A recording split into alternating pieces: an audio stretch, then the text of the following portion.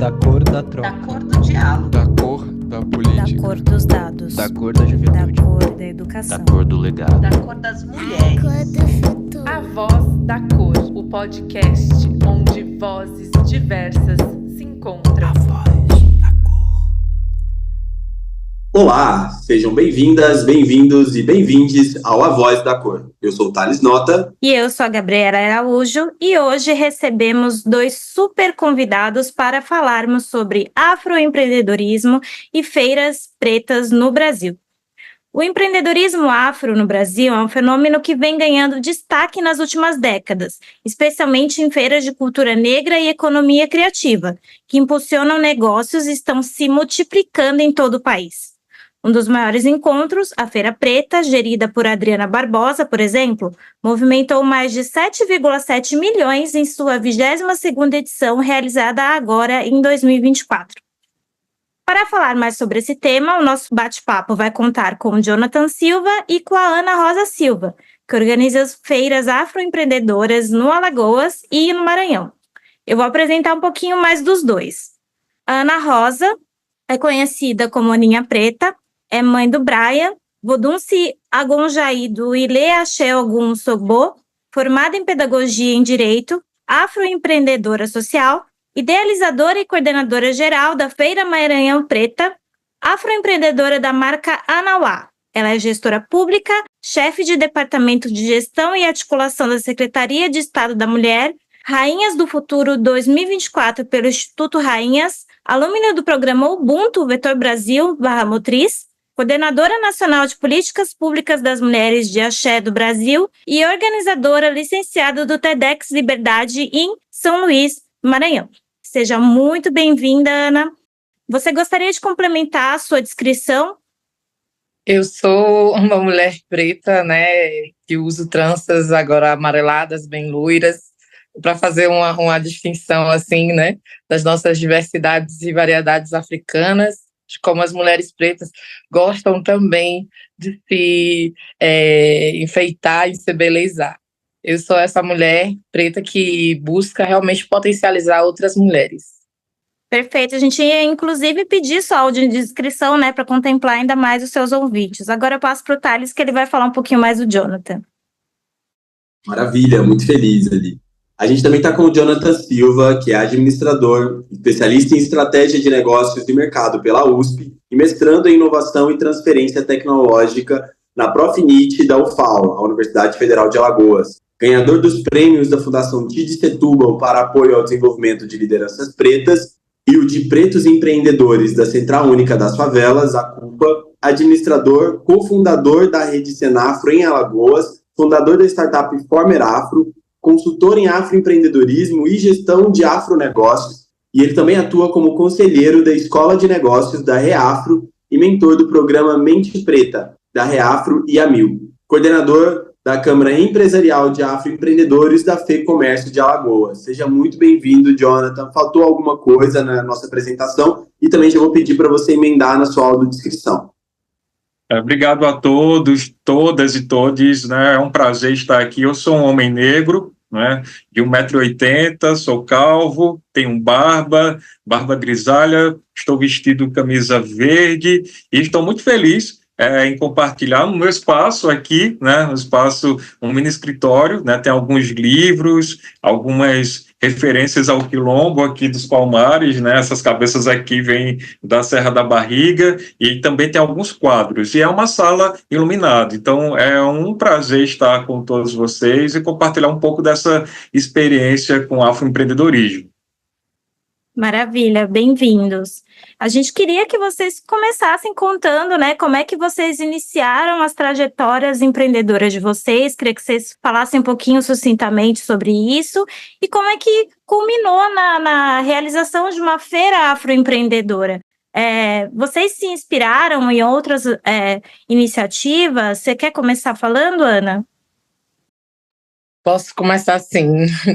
Eu vou pedir a bênção, né, a minha ancestralidade, a todas as pessoas que são de axé, que vão estar nos escutando, que vão estar, né, partilhando dessas nossas experiências, mas principalmente eu vou pedir a bênção a Goa Exu, que é quem realmente, né, é o dono do mercado e a Feira Minha Preta, ela inicia através de uma obrigação ancestral, né? Ela nasce dentro de um terreiro, então a gente tem obrigações ancestrais com o dono do mercado, com o Olujá.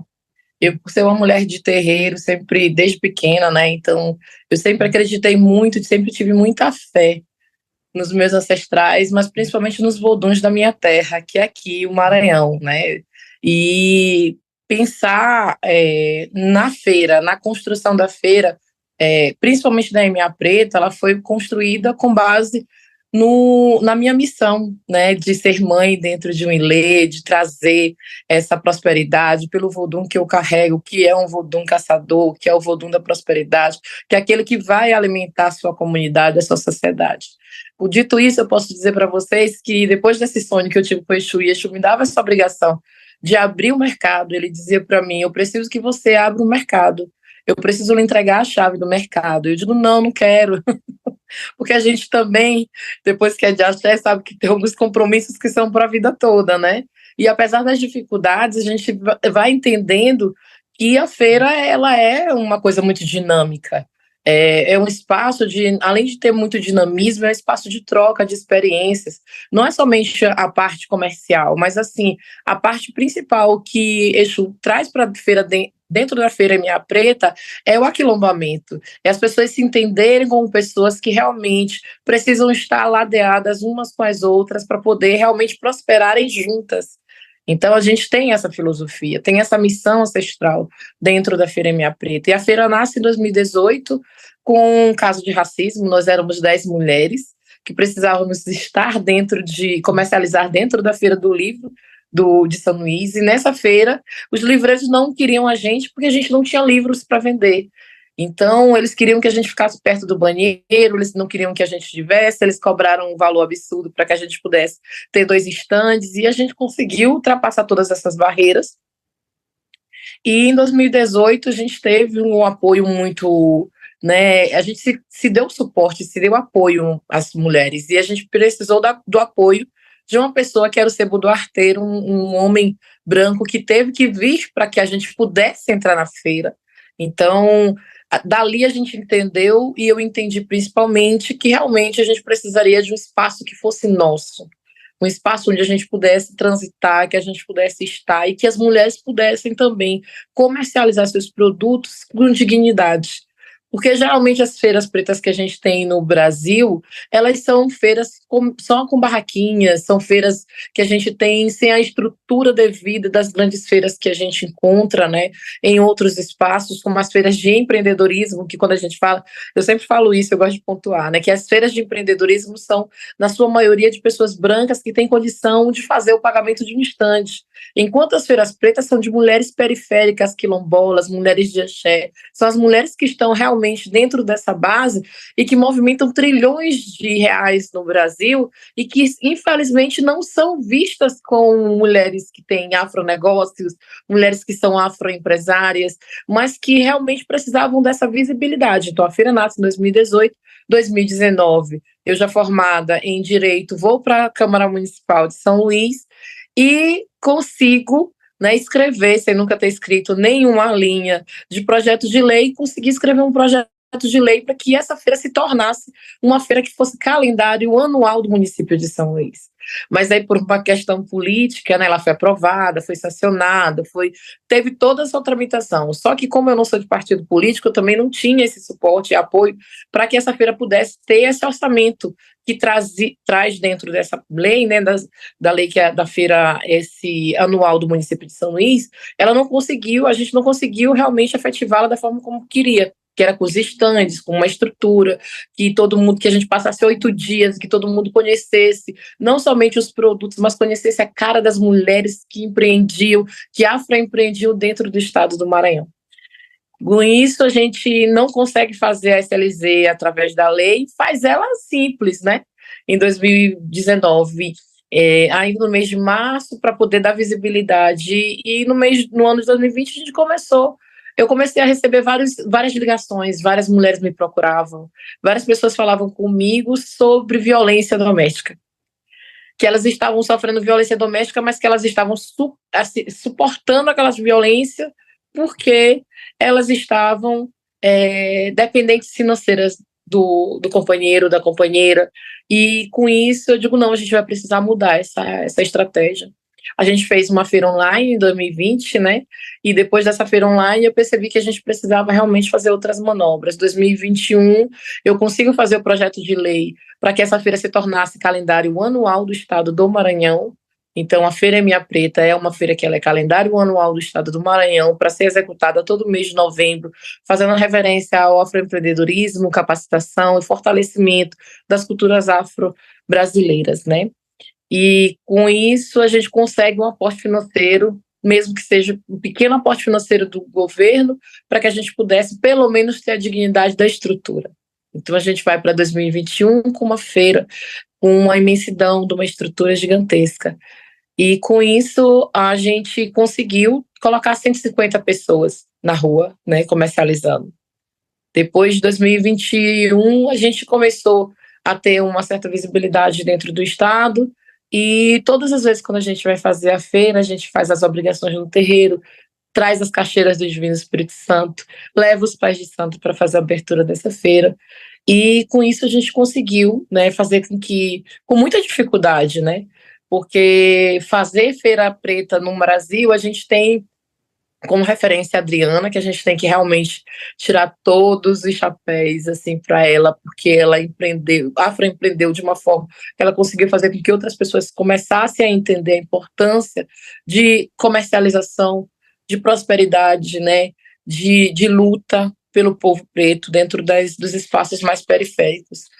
Mas que a gente também, cada estado, eu acredito que cada pessoa que buscou, né, realizar essa feira, ela buscou com um propósito real de trazer a sua identidade regional, né, trazer o seu estado, tanto é que a feira hoje ela é uma feira que traz 17 segmentos, a gente trabalha e pauta a cultura maranhense, a gente fez um festival de literatura preta dentro da feira, para a gente poder publicizar homens e mulheres pretas. Então, assim, são muitas coisas bacanas que eu vou poder contar aqui para vocês também nessa tarde.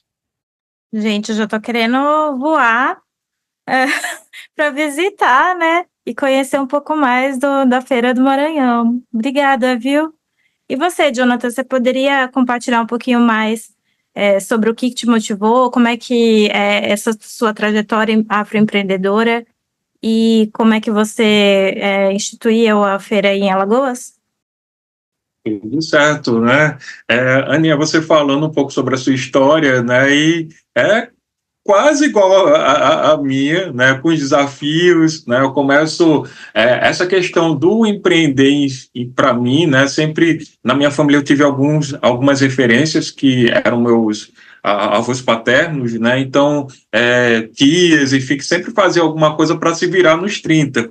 Então, eu me formo em administração, mas correndo desse negócio de empreender, né? Eu tinha muito medo, né? Eu não achava que era para mim, mas sendo que eu não reconhecia que as práticas que eu fazia já eram empreendedoras, mas só que faltava alguma coisa, né? Que eu sabia, mas não queria dar nome.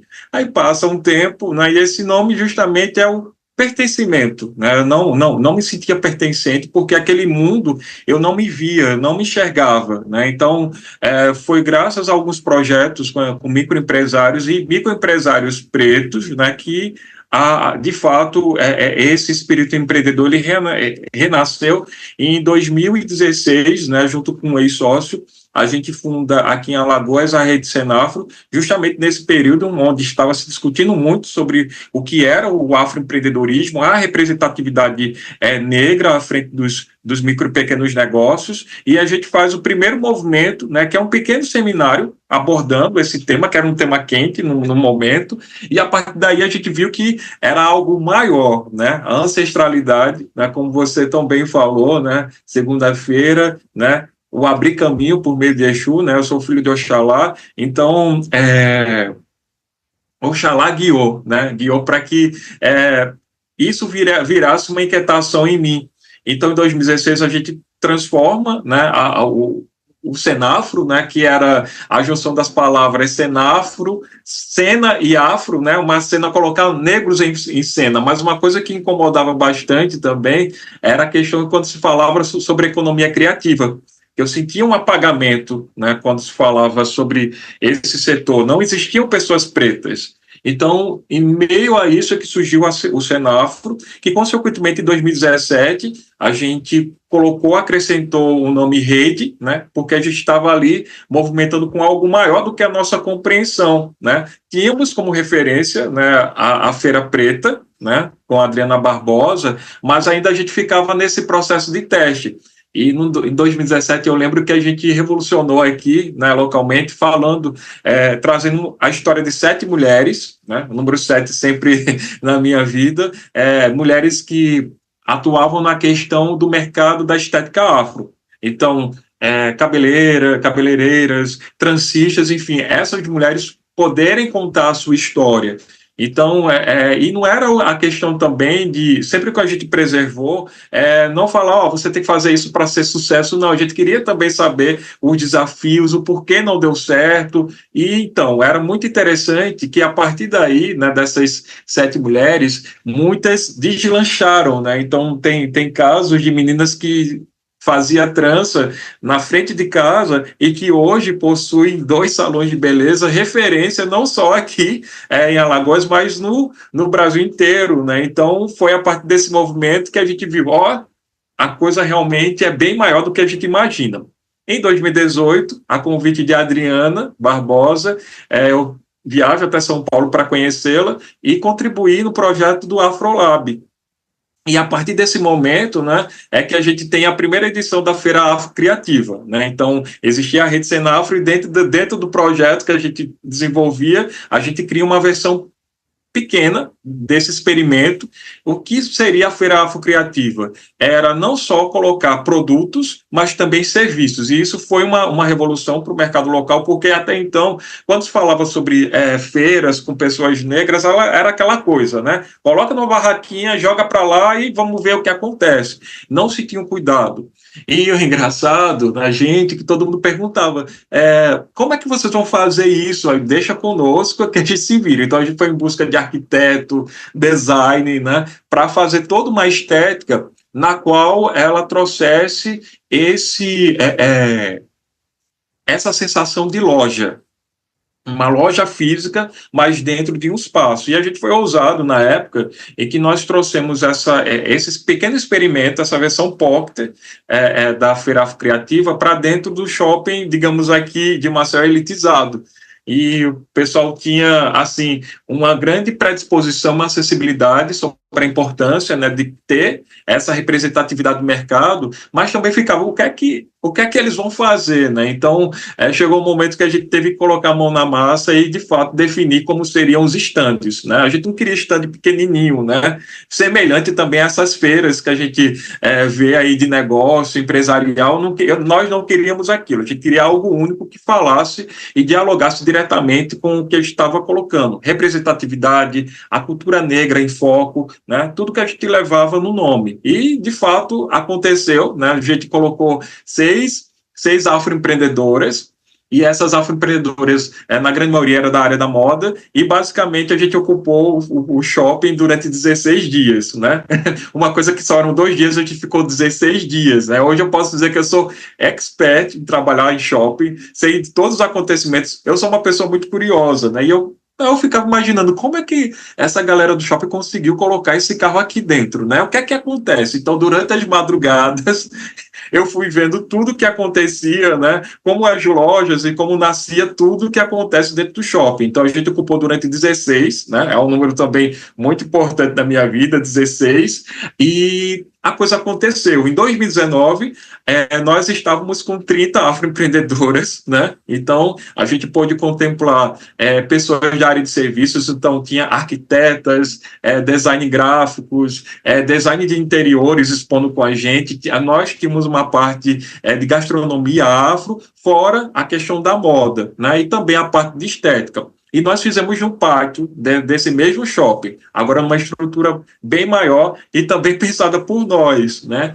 Veio a pandemia, o grande desafio, né, que nos atingiu a todos. Eu acabo cortando, né, essa sociedade e me vejo sozinho agora. Como fazer uma feira durante a pandemia? E a gente vai em busca, né? A gente acha que é movido por desafio, né? Por desafio. E quando a pandemia dá os primeiros passos assim de abertura, de abertura, a gente faz outra feira novamente, agora em parceria com o Sebrae aqui regional, e nessa feira a gente tem 40 empreendedores. Fazemos essa edição, depois no ano seguinte, 2022, a gente faz outra edição dentro de um evento, né, que justamente aborda essa questão de empreendedorismo e marketing digital, e lá a gente está com painéis e é a nova edição da Feira Afrocriativa. Agora nós estamos num estágio de que agora nós nos entendemos como um festival, né, que celebra a questão, eu até trago isso nos meus estudos, o que é essa economia criativa afrocentrada, que tem como referência, porque dentro da Feira Afrocriativa, a gente trazia, além das afroempreendedoras, né, que era na grande maioria, a gente trazia também os grupos culturais, afoxés, maracatus, cantores. Eu canto também, mas não cantei nessas edições, vou cantar na próxima, mas eu digo que foram experimentos muito bacanas, porque justamente a gente traz essa identidade. Até as pessoas perguntam, quando é que vai ter a próxima edição da Feira Afrocriativa? Calma, que agora nós somos agora um festival, né? Um festival que, além de celebrar a cultura afro-brasileira, a gente traz também essa referência afro-indígena, né, que é muito rica na nossa cultura. Então, já startei algumas coisas iniciais, né, que esse ano a gente começa a trabalhar sobre essa questão da música afro-brasileira, né? Então, a gente tem um show aí que eu canto nesse show, que se chama Dejavaniano, né? Então, é o primeiro start, né, para esse festival afro-criativo, que vai unir música, né, trazer esses grupos culturais e também alinhado a uma feira de negócios que inclui não só negócios com produtos, mas também serviços. Acho que esse é o grande diferencial da gente aqui em Alagoas. Eu acho muito incrível, assim, ouvir, porque dos dois lados a gente escuta muito ancestralidade e, vou dizer aqui, porque não uma alegria, uma felicidade junto com o negócio, né? Então vem sempre a festa, vem sempre a religião, a espiritualidade junto ali com o negócio. Isso faz com que os negócios tocados por afroempreendedores sejam de fato diferentes mesmo. Muito legal ouvir a sonoridade entre vocês e a gente vê que tem aqui em outros, né? Já quero emendar, então, aqui também numa outra pergunta que sai de uma pesquisa, que é olhando aqui para o empreendedorismo negro no Brasil. E a gente já sabe que ele ainda é muito rotulado por sobrevivência e autossustento, na sua maioria, na maioria que realmente lhe define, né? E de acordo com a pesquisa do Serviço Brasileiro de Apoio às Micro e Pequenas Empresas, do Sebrae, 51% dos empreendedores brasileiros são negros. Entretanto, poucos são os que de fato conseguem enriquecer. Apenas 1% deles faturam entre 60 mil e 360 mil reais. E entre os que não lucram nada, ou seja, na melhor das hipóteses, apenas se mantêm, os negros são quase 60%. Ana, por que o empreendedor negro trabalha mais, cumpre mais funções e lucra menos? Não devia ser sobre mérito e esforço? Essa meritocracia não chegou pra gente não, viu? nem esse mérito, nem o reconhecimento desse esforço não chega pra gente. No Maranhão, a Feira Minha Preta hoje, o ano passado a gente teve 400 pessoas envolvidas, né? 400 marcas envolvidas.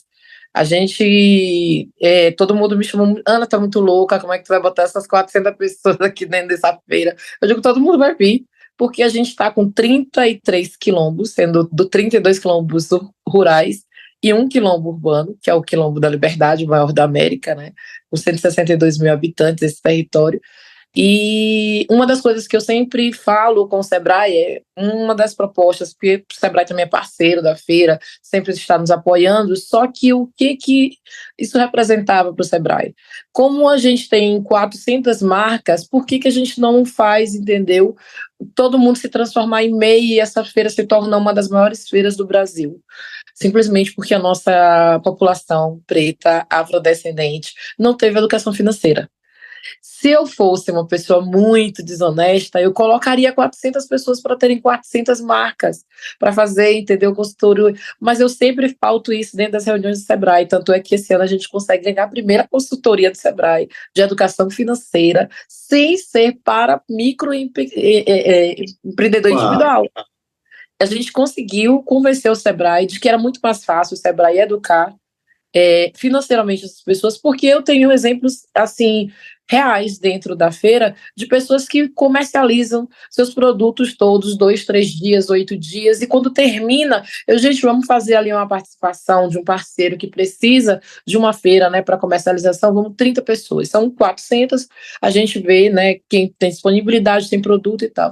Gente, mas só que assim, vamos ver se a gente faz uma diversidade nesses segmentos. Leva a gastronomia, que é a gastronomia de terreiro, a gastronomia típica do Maranhão, leva uma gastronomia mais clean, né? Então, ou seja, a gente tenta fazer uma diversidade, e aí quando eu vou perguntar para as meninas, mas por que você não vai? Por que tu não colocou teu nome? Ela disse assim, não tenho produto. Eu digo, mas tu não vendeu tudo? Ela, Ana, eu comprei o gás. Eu paguei as contas de casa, estava tudo atrasado. Então, assim, eu digo, e os produtos? Ela, não, agora eu vou ter que esperar para poder ter dinheiro novamente, para poder comprar os produtos e comercializá-los. Ou seja, se ela tivesse a educação financeira que todas as pessoas que são empreendedoras têm, ela saberia que ela teria que ter o fundo de caixa para poder manter o seu negócio. Por isso, somos nós também que temos o maior número de negócios, e somos nós que em menos de 2 anos tem o seu negócio fechado, porque a gente não foi treinado, não foi capacitado, não foi orientado, não foi conduzido para que nós pudéssemos entender sobre educação financeira, sobre gestão de negócio, sobre gestão administrativa, sobre marketing. A gente não tinha essa perspectiva, nós não tínhamos esse caminho, né? E aí foi que a gente começou a perceber que para além daquele momento da feira, eu precisava também buscar capacitações para essas mulheres. Então, os parceiros que querem ter a marca envolvida durante o período da feira, eles têm que trabalhar com a feira durante o ano. E aí a gente vem com o Sebrae trazendo essa potência de uma capacitação. Eles fizeram uma mentoria, porque mentoria é muito mais complicada ainda do que uma oficina ou capacitação. Mas fizeram uma mentoria específica com todas as coisas que a gente precisava. Comunicação, marketing, educação financeira. Isso daí durante um mês para as mulheres da Feira MA Preta. Só que foi passar para 50, porque também uma mentoria com uma quantidade muito grande de pessoas não surte muito efeito, né? Mas pelo menos já foi um indicativo e já foi um começo. Isso já surtiu tanto efeito que as meninas já têm hoje uma outra mentalidade. Porque tem outro detalhe, as pessoas nem se auto-reconheciam como pretas, né? Mas queriam estar na feira MA Preta porque era uma feira que iria trazer para elas alguma questão de recurso de financeiro, sabe? Trazer um retorno financeiro. Mas hoje em dia as meninas já fazem entrevista, porque não é só mais eu que faço entrevista, as próprias afroempreendedoras fazem entrevistas e dizem, não, sou uma mulher preta, eu tenho um negócio, eu sou uma afroempreendedora. São orgulhos que a gente vai levando e são mudanças também a gente vai fazendo essas mudanças sociais, né? E esses impactos que a gente vem trazendo para dentro das comunidades, da importância delas estarem sendo capacitadas para gerir os seus negócios. Tem um quê formativo aí muito grande também, né? Isso é muito relevante. Você quer complementar, Jonathan? Você também sente essa dor aí desse lado? Trabalha muito, ganha pouco, não dá para ser só plugado, como a Ana falou, né? Você precisa ter uma formação junto.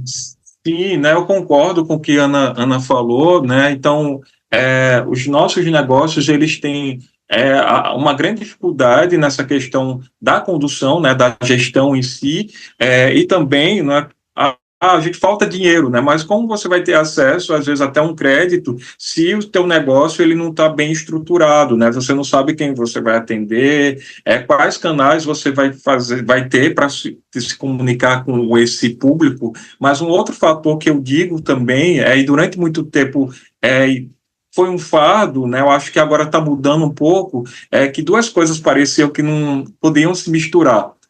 Preto e dinheiro, né? Essas duas coisas eram assim, era justamente algo que não combinava, né? Então, eu digo que um ponto, quando eu conheci a Adriana Barbosa, né, e teve uma amiga que, enfim, eu levo para a minha vida, ela tocou num ponto crucial, né? A saúde mental desses afroempreendedores. que não adianta a capacitação, não adianta dinheiro, se essa saúde mental ela está realmente, de uma certa forma, precisando de uma ajuda, não adianta, né? Um outro ponto que eu coloco também, existem instituições que são maravilhosas, o Sebrae é uma delas, enfim, tem uma experiência muito grande com a questão do micro e pequeno empreendedor brasileiro, mas muitas vezes uma grande dificuldade, e isso eu falo por experiência própria, às vezes a gente não se sente representado nessas falas. Mesmo trazendo uma capacitação sobre educação financeira, os exemplos, infelizmente, eles não vão utilizar a gente, não é, como referência. Então já começa aí as grandes problemáticas, né? Esse afroempreendedor que ele já está com afroempreendedor que está com a saúde já debilitada, saúde mental, né? E ele não se vê referenciado. Então, por que eu tenho que correr para fazer com que esse negócio dê certo, né? Às vezes ele se auto-sabota, né, por conta disso. Então, sempre quando eu falo com a questão de afroempreendedores, né, eu sempre busco, né, nas capacitações, trazer essa referência, né, e cobrar também das instituições que falem, né, dialoguem, né, fiquem, né, de maneira igualitária no sentido da comunicação, né, para as pessoas elas se sentirem também pertencentes àquele universo. É um grande desafio, né, esse é um grande desafio. E um outro ponto, né, que às vezes as pessoas, mas vocês querem ser tratados diferente, essa coisa de empreendedorismo, para mim é a mesma coisa, né. Infelizmente, não é, né? Quando a gente coloca a questão do afroempreendedorismo é justamente para ressaltar a contribuição dessa população preta, né, que nos formou, né, formou a identidade nacional e ainda com a contribuição indígena. Então, acho que é muito importante a gente, nessas capacitações que falam sobre marketing digital, falam sobre finanças, trazer sempre essas referências, né?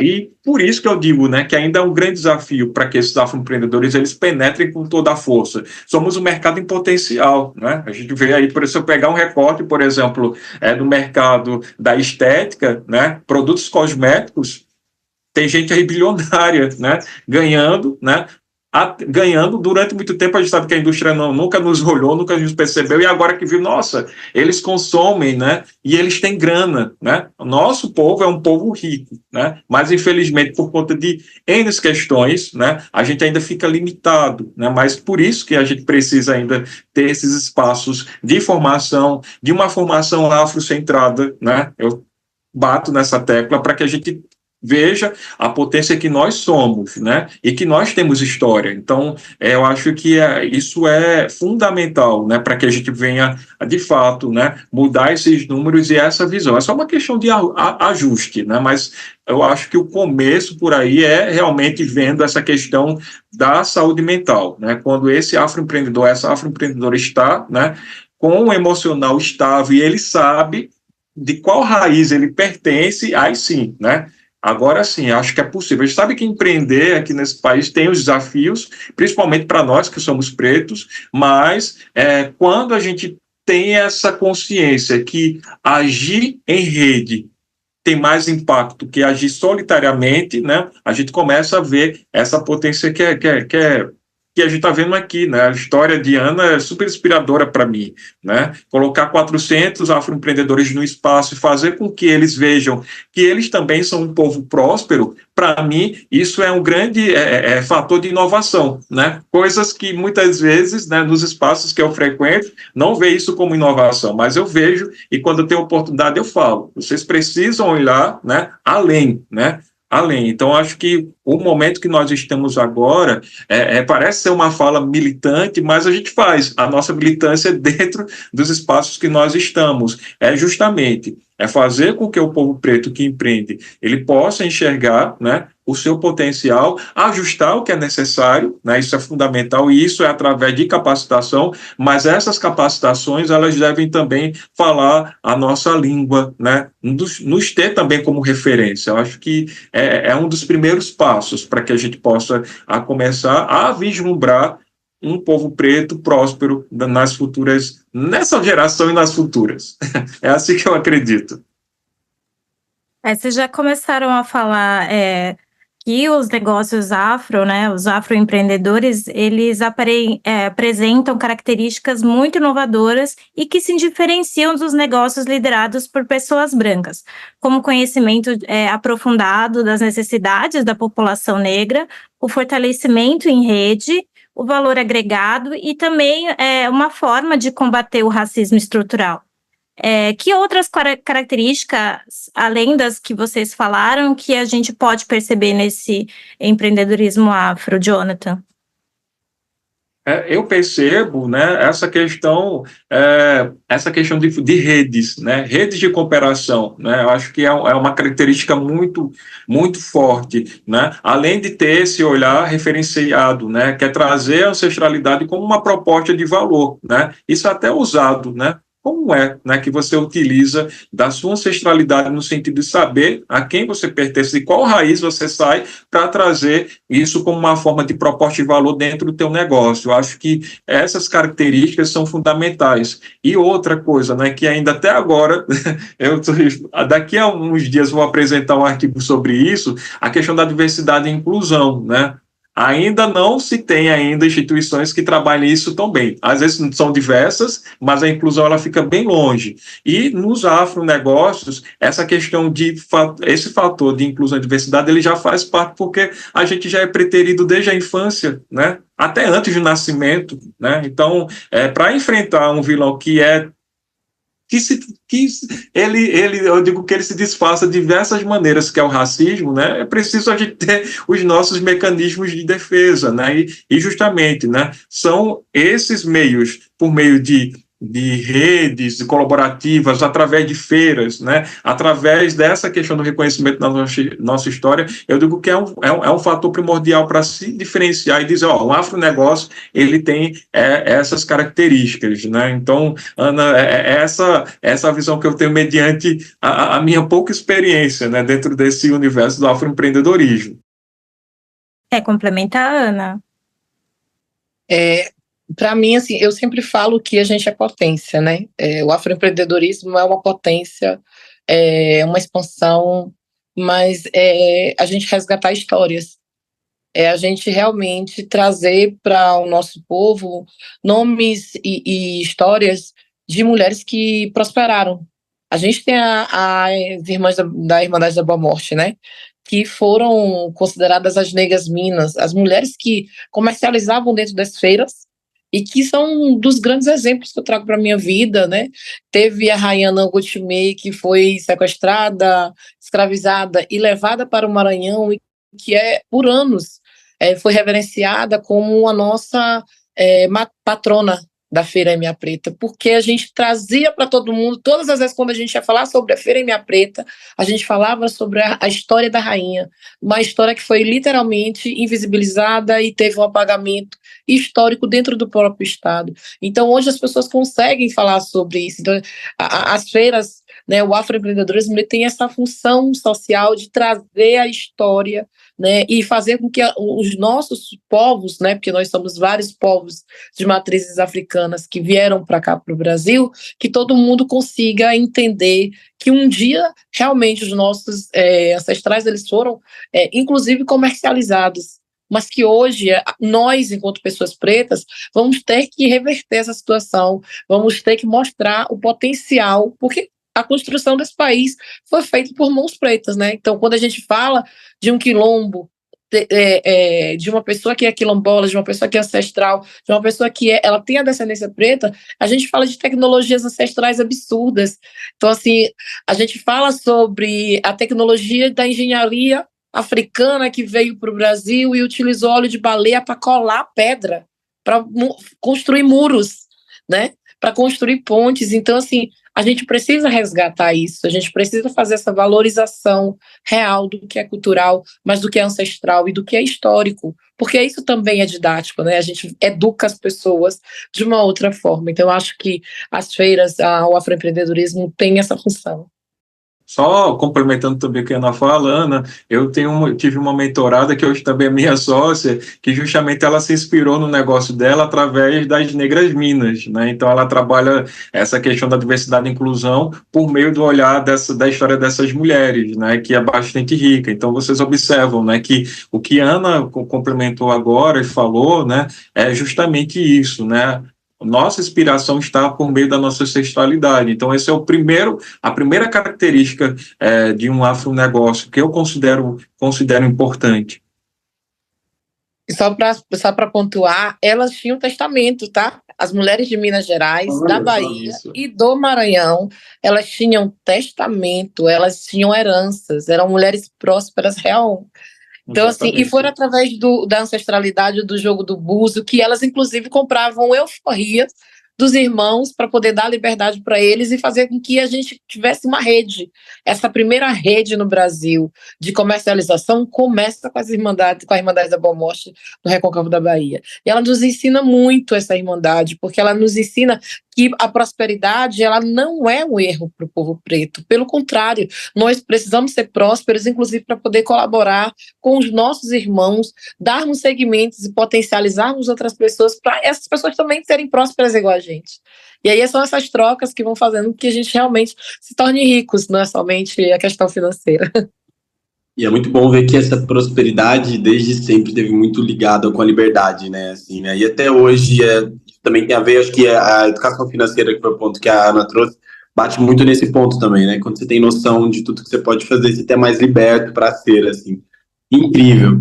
Mas a gente sabe também que, apesar desse crescimento, os empreendedores negros e negras enfrentam desafios significativos, como foi falado agorinha, acesso a crédito, rede de apoio à mentoria, o próprio preconceito racial, seja dessa estrutura do próprio sistema em si, ou dessas instituições que compõem ele, ou dos prováveis clientes, a taxa de mortalidade das empresas comandadas por negros serem maior do que comparada aos brancos, essa vulnerabilidade, como foi no caso da pandemia também, que são os primeiros a sentir, os primeiros a fechar as suas portas, e, claro, principalmente, as dificuldades em acesso a capital dos mais diversos tipos, recursos financeiros, como a gente também já mencionou.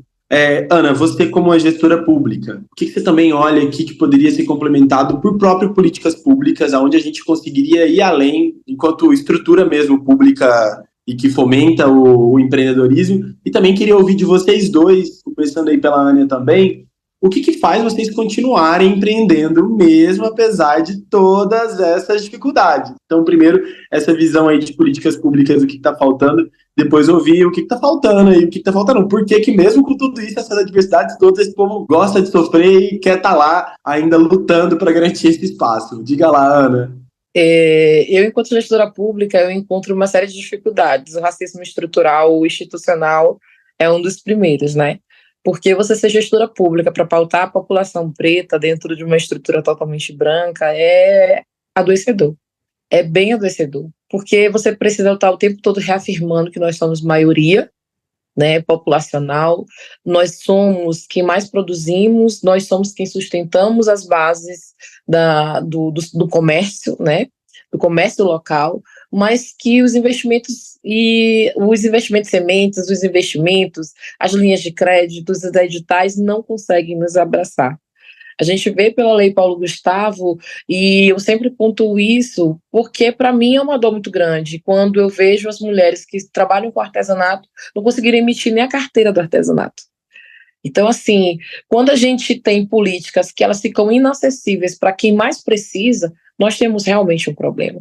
E o nosso problema dentro de todas as estruturas estatais, né, são justamente estaduais, federais, é a questão da educação. Porque se essas mulheres tivessem a compreensão de como é que se faz um edital, como é que eu vou preencher esse edital, se não tivesse tanta burocratização para que a gente pudesse realmente fazer com que o recurso público do Tesouro dos Estados e do Tesouro Nacional chegasse nas mãos de quem mais precisasse, nós não estaríamos com empresas que iriam falir em 2 anos, porque nós iríamos educar, porque eu também não concordo a gente dar o recurso, e poderia ser os insumos também, né? Não, o Estado não pode fazer por uma questão burocrática, por uma questão legal, tudo bem, mas então vamos fazer editais que a gente possa distribuir os insumos que são necessários para aquela determinada afroempreendedora. É uma mulher que trabalha é uma transista. Ela vai precisar de fibra, ela vai precisar de uma estrutura de salão, mas ela vai precisar também de um secador, ela vai precisar de um... Ou seja, se a gente faz esse trabalho, a gente já está contribuindo demais. E o que eu sempre sinto muita dificuldade sendo gestora pública é fazer com que as pessoas, além das articulações, né, que a gente precisa desenvolver através de outras parcerias, porque dentro de uma secretaria sozinha, com o orçamento dessa secretaria, você não consegue, mas você precisaria trabalhar com a Secretaria de Trabalho, precisaria trabalhar com uma secretaria que pautasse a economia solidária, trabalhasse com... Ou seja, essas articulações e pautar dentro do orçamento público, né? Porque o que é o gargalo real do nosso povo é a gente não pautar dentro do orçamento público as nossas necessidades. E a gente tem que pautar recursos mesmo para que sejam liberados, para que esses recursos sejam destinados ao afroempreendedorismo. E isso é algo que a gente precisa fazer dentro dos orçamentos participativos ou dos orçamentos mesmo nos estados, né? Porque alguns estados não têm nenhum orçamento participativo. Mas nos estados que tem, a gente tem que fazer multidão. Estou montando uma galera. A gente vai sair de bonde para poder fazer uma votação, porque a gente tem um orçamento mínimo de 100 mil para fazer uma realização de uma feira, mas que hoje a gente vê com a estrutura que a gente tem, não dá mais. Então a gente precisa ir de bonde para todo mundo entender e, assim, prestar conta, né? Fazer aquela coisa mesmo transparente, porque como a gente vem de periferia, vem de estrutura mesmo, de que dentro do terreiro a gente precisa ser com as pessoas do que a gente quer que as pessoas sejam com a gente precisa fazer essa troca de forma real. Então, assim, para mim, dentro da gestão pública, o que mais pesa é o racismo estrutural. Todo tempo você tem que justificar o porquê que para a população preta você tem que fazer dessa forma, sendo que a população branca não está sendo feita. Eu digo reparação. A gente teria que ter um processo de reparação digno nesse país. E mesmo com essas adversidades, Ana, por que você continua, assim? O que te move a tanto empreender, você nos seus próprios negócios, como também contribuir para outras empreendedoras? E aí, Jonathan, depois que a Ana finalizar, pode seguir também, que eu também quero te ouvir. Eu estou numa fase que eu já pensei milhares de vezes em desistir, sabe, gente? Não é uma coisa de dizer assim, Ana, em primeiro lugar, não, porque vai fazer uma feira, vai fazer o nome da feira, a feira é minha preta, mas é porque está copiando, não sei quem. Gente, tudo que é bom a gente copia. Mas, assim, você tem que justificar para as pessoas o porquê que você tem que colocar o afroempreendedorismo dentro da pauta. Eu já pensei em desistir quando foi para o nome da feira, que eu pensei em, inclusive, não ter mais o nome da feira, e Exu veio para mim e disse para mim, eu preciso que você coloque o meu nome dentro dessa marca. Então, dentro da marca da Feira Minha Preta, existe o nome Olujá. É uma dincra africana que foi criada pela Universidade Federal do Maranhão, para que eu pudesse todas as vezes olhar para aquela feira e me lembrar que ela não é minha, ela é de Exu. E que não é por mim, são pelas pessoas.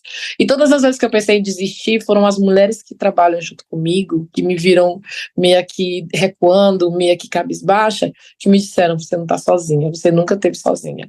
Além de você, porque na feira tem pessoas evangélicas, católicas, mulheres que são de terreiro, a diversidade, a gente abraça todas as pessoas, porque nós somos isso. E todas as vezes foram essas mulheres que me fizeram, entendeu? Que me pegaram no colo, que cuidaram de mim, que cuidaram da minha saúde mental e me disseram, a gente precisa de você, que você nos disse que a gente é potência, a gente já entendeu que a gente é potência, porque elas já entenderam também que elas são potências. E aí as meninas me dizem hoje, sabe, meu sustento é Exu e essas mulheres todas que existem nessa construção coletiva. Eu vou chorar. É o que falar depois, né? Depois de Ana, eu concordo em tudo que ela falou. A gente sabe que o Estado brasileiro em si é um Estado racista. Infelizmente, ainda a população preta precisa, né, estar ocupando esses espaços, ter representatividade, né, seja em todas as esferas, né? A gente está num ano que é crucial, onde a gente vai fazer novas escolhas, então a gente precisa, né, deixar a coisa mais preta possível para que, de fato, né, tenham pessoas pensando em políticas públicas, né? Eu também faço parte de um setor, né, que pensa também sobre políticas públicas para a igualdade racial, e a gente observa também os grandes desafios, né, de fazer política para a população preta, né? Então, às vezes é um gestor que não entende, né, não entende, ou às vezes ele até entende, né, mas ele precisa do aval, né, às vezes até de um partido ou de alguém que assina ali o cheque para poder liberar os recursos necessários, porque preto no poder dá medo, né? Ter população preta consciente é algo que amedronta, né? Então a gente precisa de fato tomar essa consciência, né? Essa consciência para saber que a gente precisa estar em alguns espaços, né? Então a gente sabe, né, que ainda existe uma falta do Estado em si nessa propagação das políticas, né, das políticas. Você citou, Ana, sobre essa questão da lei Paulo Gustavo, também aqui aconteceu a mesma coisa, né, de pessoas que tinham direito, né, mas por falta de orientação, ou às vezes, né, se perdeu o tempo, né, para explicar ou facilitar um processo de edital, porque mesmo que facilite, complica, né? Complica. Ao invés de, por exemplo, como é que eu vou cobrar de uma mestra, né, que ela escreva um edital se tudo ali, né? Então, a vida dela é a prova, é a prova de que ela vive, ela faz, né? Ela tem um saber ali, um conhecimento tradicional. Por que obrigá-la, né? Obrigá-la a tem que escrever um edital? Porque ela não pode, por exemplo, gravar, né? Contar a sua história de maneira oral. Mas nós não temos estrutura suficiente, não temos pessoas suficientes. Então, acho que cabe o Estado, né, e nós, enquanto população, também provocar isso, né? Então, acho que é importante. E o porquê também, assim, respondendo a segunda pergunta, né? O porquê não desistiu? Já passou. Por que eu vou estar perdendo, não perdendo tempo, mas quebrando a cabeça com essas questões, né? Que muitas vezes você se vê sozinho. Eu não sei se, às vezes, Ana tem esse mesmo sentimento, mas vem muito, né, a mensagem da ancestralidade e diz: a gente escolheu você para ser a nossa boca, nossa voz, nossos olhos, né? Então você encara isso como uma missão, né? E que não é uma missão fácil, mas eles, de fato, eles dão caminho para que a gente siga, né? E eles não nos deixam desamparados, né? Então, no momento que a gente acha que vai cair, que vai tombar, eles, levanta, né? Então, a gente sabe, né, que existe várias questões que querem, né, que a gente desista, que a gente fique com esse discurso, né, mas a gente sabe que pela força do que nos rege, né, rege o nosso URI, a gente está aqui em pé propagando, né, essa mensagem. E os nossos negócios por si só, né, já é uma prova disso, né, que é importante ter gente preta no mercado para mostrar, né, o quanto esse valor, né, nos transforma, gera impacto, gera inovação. Acho que é fundamental, né? Mesmo nós estando em espaços, né, de maneira geográfica distintas, né, a gente fala a mesma língua, a gente se compreende, né? Então, a dor que você sente aí, eu sinto aqui também, e é um fato, né, que você estando fortalecida, né, dentro do seu espaço, do seu território, eu também estou fortalecido, né? Então, acho que é essa dinâmica que a gente tem que pensar a partir de agora e fazer boas escolhas, né? A gente precisa colocar os nossos, que pense para a gente, para poder formular boas políticas públicas para a nossa população, para a gente mudar. Já avançamos, né? Avançamos um pouco, mas a gente precisa avançar mais, né? Então, essa questão da reparação histórica, né? Eu ouvi muito isso, né, de um evento que aconteceu ano passado, que inclusive nós tivemos juntos, que foi a questão da Coalizão Negra, que falava muito sobre essa questão da reparação, né? Mas essa reparação, a gente não é só o dinheiro pelo dinheiro, mas sim condições para que a gente possa viver em um país digno e que a gente possa, de uma certa forma, sei que vai levar um tempo para que a gente venha a disseminar, a destruir, né, o que a gente chama de racismo, porque foi algo que não foi criado por nós, né? Não foi criado por nós. Então, a gente só é vítima, né, desse grande vilão. Então, a gente precisa, né, encontrar irmãos que acreditem também que é possível, né? Se fala hoje tanto sobre a questão do antirracismo, mas é de fato, né? É através das pessoas que se sensibilizam e se tornam empáticos e também reacionários de todas as injustiças que acontecem, é que a gente consegue, de fato, pensar em um país mais igualitário, né? Onde as pessoas elas possam olhar e dizer, pô, nós fizemos história para hoje a gente chegar onde nós estamos. Então, a gente está no início, né? E eu acredito, né? Acredito piamente que isso aconteça, né? Obrigada, viu, Jonathan, Ana? A gente já está fechando o nosso episódio, mas antes a gente não poderia deixar de perguntar quais que são as redes de vocês, onde encontrar, onde procurar as feiras nas quais vocês participam, para que as pessoas possam conhecer, acompanhar e visitar. Então, se você, Jonathan, quiser compartilhar e depois a Ana, para a gente encerrar o nosso episódio, se vocês quiserem também compartilhar as palavras finais de vocês. Certo, né? Então, finalizando aqui, as redes sociais da Rede Cenafro é @Rede Cenafro, Cenafro com C, então lá você vai saber todas as novidades, o que é que a gente está pensando em fazer, né? Eu digo que esse momento é bastante rico, né? E as pessoas que se conectarem com ele, ouvirem, assistirem, espero que se sintam inspiradas, né? A fazer o diferente a partir do local onde vocês estejam. Então, essa é a minha mensagem para que vocês propaguem, né? A palavra, né? A negritude, a cultura negra, né? Para que mais outras pessoas elas possam se sentir conectadas. Essa é a minha mensagem. Gente, vocês podem seguir lá, @Feira é Minha Preta, né? A gente teve a grande bênção, né, de Exu, da gente conseguir esse ano, depois de 2 anos, né, registrar essa marca. Então, assim, a gente tem uma marca registrada no INPE, que é uma coisa que eu precisava compartilhar com todo mundo, são glórias e vitórias de muita gente, né? E para vocês acompanharem a gente, para saberem, lá também tá todas essas coisas que eu já passei aqui para vocês, do Festival de Literatura, das nossas mulheres sendo capacitadas, da gente estar com as nossas parcerias, de estarmos na rua desenvolvendo atividades e fazendo geração de renda, emprego, mas principalmente fazendo com que o empreendedorismo ele cresça, fazendo com que as pessoas entendam que o afroempreendedorismo ele é algo que precisa ser discutido, ser conversado, ser dialogado, porque nós somos maioria, inclusive maiorias no empreendedorismo, né? Que são o empreendedorismo, ele vem com o recorte dos negros sendo maioria. Então nós somos os afroempreendedores que estamos em maioria e nós precisamos nos colocar nessa posição, nesse lugar, não somente de maioria, mas também de qualidade. A gente precisa dar qualidade de vida para as nossas mulheres, ter o bem viver, fazer com que todas as pessoas compreendam que prosperidade é para todos e principalmente para a população preta. Vamos ser potência, vamos realmente ser esse sucesso que a gente precisa aqui no Brasil. E agradecer, né, da cor, para que a gente possa estar aqui, Thales, meu querido amor, agradecer de coração por essa oportunidade, porque você sempre falou que eu precisava falar sobre isso, né? E eu entendo hoje que a gente realmente precisa contar as nossas histórias. Obrigada.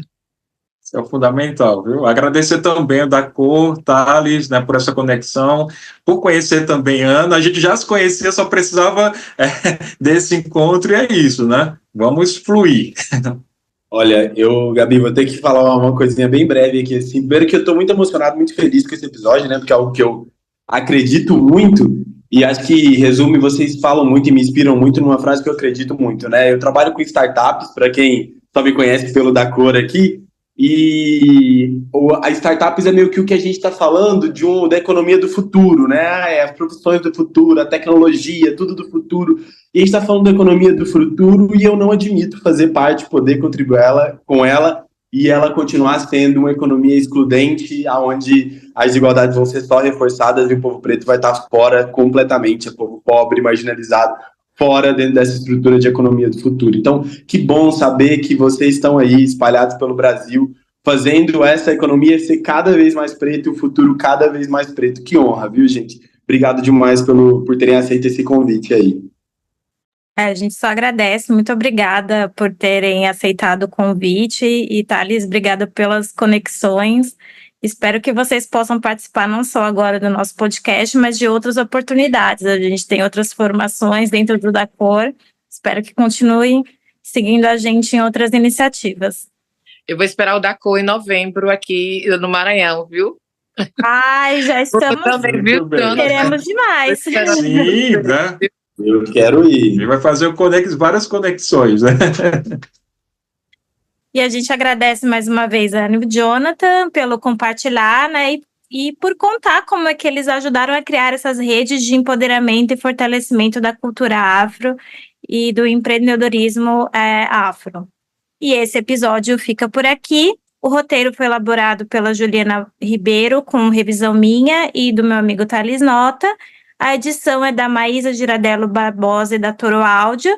E a apresentação foi minha, Gabriela Araújo, e do Thales. Antes de encerrar, a gente deixa o convite para vocês ouvirem a todos os episódios no Spotify, Amazon Music, Apple Podcasts e YouTube do Dacor. E seguir as nossas redes, @Instituto_Dacor no Instagram. Até lá!